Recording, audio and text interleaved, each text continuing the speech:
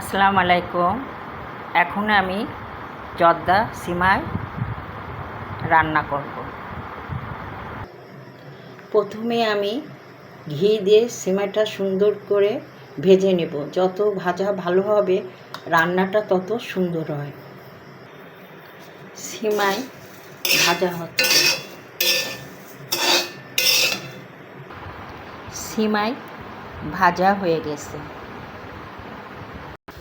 সিমাই সিদ্ধ করার জন্য 1 কাপ পানি দিলাম। সিমাই সিদ্ধ হয়ে গেছে। এখন আমি 1 কাপ চিনি দেব। জর্দা সিমাই নামানোর পর আমি কিশমিশ ও কাজু বাদাম দিয়ে দিলাম।